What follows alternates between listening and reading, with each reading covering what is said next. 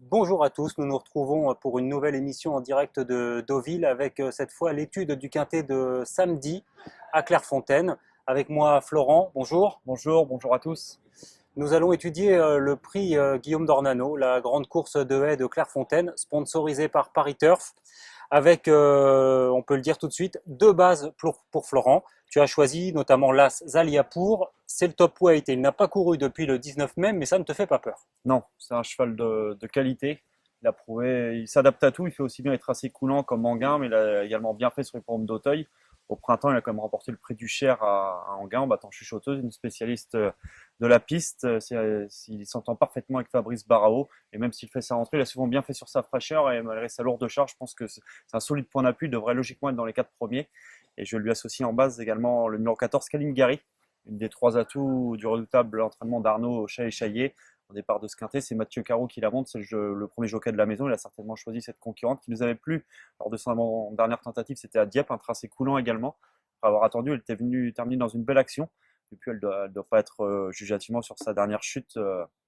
Elle ne doit en aucun cas donc être condamnée. Je vous conseille de la racheter dans le bas du tableau, c'est une très belle possibilité.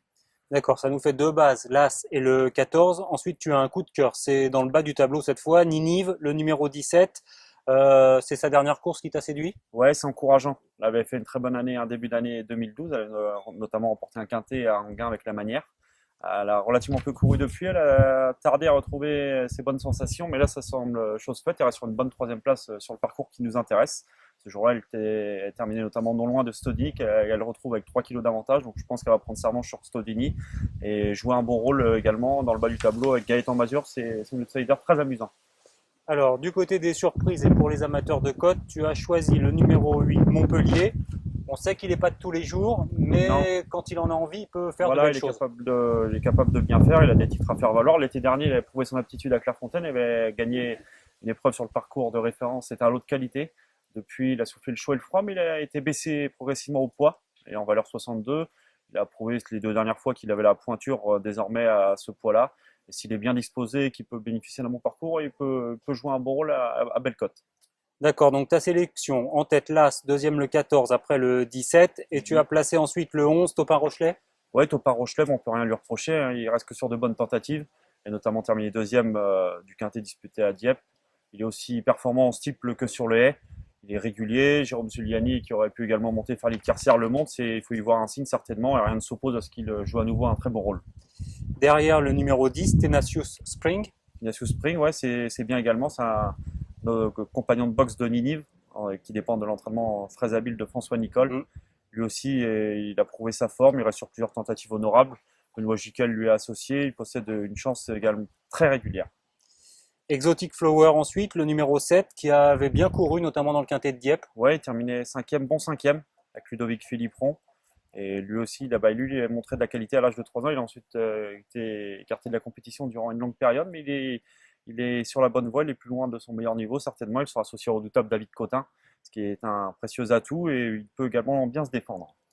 Et pour compléter ta sélection, tu avais mis 8e Montpellier et en avant-dernière position, le numéro 6 Carlin, qui reste sur une bonne tentative. Voilà, ouais, Carlin, c'est un pensionnaire de Christo Aubert. Ouais, s'il a enregistré ses meilleurs titres sur le steeple, il a quand même notamment terminé 3e du Ferdinand Dufort 2012. Et là, cette année, il a principalement été vu sur le haie où il s'est bien comporté. Il lui suffira lui aussi de répéter sa dernière valeur pour s'immiscer dans la bonne combinaison. On a revu la course référence à l'instant. On va répéter ta sélection si tu le veux bien. Pas de problème, avec tout d'abord donc en tête, comme on vous l'a dit, Zaliapour, l'As, suivi du 14 Kalingari, le numéro 17 Ninive en 3e position. Suivront Topin Rochelet le 11, le 10 Tenacious Spring, le 7 Exotic Flower, le 6 Carlin et enfin le numéro 8 Montpellier. Alors, notre reporter sur les pistes, Ludovic Hélier, est allé à la rencontre de plusieurs entraîneurs. Il nous a confié ses impressions. Il a notamment pu parler avec Arnaud Chaillet qui a 3 chances dans ce quintet. Ludovic, tu es notre homme de terrain pour le quintet de samedi à Clairefontaine et tu as notamment rencontré Arnaud Chaillet qui a 3 partants. Qu'est-ce qu'il t'a dit? J'ai joint Arnaud Chaillet-Chaillet. Pour lui, c'est une question de terrain, en fait, en réalité. Il a trois participants. Donc, Sumari, qui serait plus à l'aise sur un bon terrain, mais également Kalingari et Blue Parks, qui seraient mieux sur des terrains très souples. Donc, on va regarder du côté de la météo avant de faire le choix pour l'un ou pour l'autre. Du côté des jockeys, la répartition s'est faite un petit peu par affinité, même si Bertrand Lestrade n'avait monté qu'une seule fois, Sumari. Mais c'est toutefois un concurrent qui n'est pas très compliqué. C'est la raison pour laquelle c'est lui qui monte ce cheval. Pour les autres, la répartition a été assez simple. Mathieu Carou avait monté Kalingari lors de ses dernières tentatives. Il lui sera encore associé. Quant à Blue Parks, il sera associé à François Pamard, qui le connaît également puisqu'il vient de le monter. Il avait déjà gagné avec. Et Arnaud Chaillet-Chaillet m'a même signalé que si tout se passait bien, avec un bon parcours et un terrain qui convenait à ces trois pensionnaires, ils étaient capables tous les trois de terminer à l'arrivée de cette compétition. C'est la grande course de haie. C'est un objectif pour certains concurrents, dont Montpellier. Sylvie Audon est relativement confiante, tout en sachant que son pensionnaire est caractériel.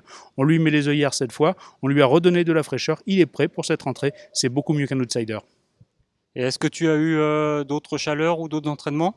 J'ai eu Yann Porzier au téléphone, du poids pour Roquetière, qui fait une rentrée, mais c'est un concurrent qui porte bien le poids généralement, qui est très bien physiquement. C'est la raison pour laquelle Yann Porzier se sent obligé de courir. Dès lors, on va s'en méfier, même si effectivement le poids peut lui être un petit peu préjudiciable. C'est un cheval qui a gagné à Cagnes-sur-Mer, qui sera tout aussi à l'aise à Clairefontaine. On peut lui faire confiance, peut-être plutôt pour une place. Voilà, c'était les impressions de Ludovic.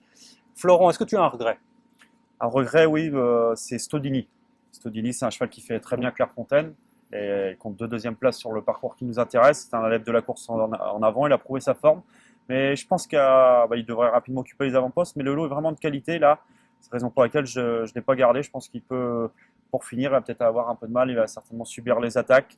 Et j'ai pris l'option de ne pas le garder. C'est un risque, mais il faut faire des choix. Et les autres concurrents, j'avais du mal à en enlever un. Donc j'ai pris le risque de l'éliminer.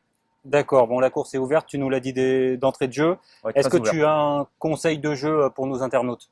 Conseil de jeu éventuel pour les amateurs de 5-5 ou de quintet, je prendrais mes 4 premiers chevaux en base, à savoir Zaliapour, l'As, le 14 Kalingari, le 17 Ninive et le numéro 11 Topa Rochelaire, leur associant en short réduit, le 10 Tenacious Spring, le 7 Exotic Flower, le 6 Carlin et enfin le 8 Montpellier, éventuellement un 2 sur 4 avec mes deux bases, mes deux coups de cœur, à savoir l'As Zaliapour et le 14 Kalingari. Bah, ça tombe bien le 2 sur 4 parce qu'il y a une cagnotte Le Turf pendant tout le week-end, 2000 € à gagner avec notre partenaire Le Turf. Écoute Florent, merci beaucoup. Merci à vous. Merci à tous. Bon jeu à tous. C'est une très belle épreuve mais très ouverte, il faudra faire les bons choix. À bientôt.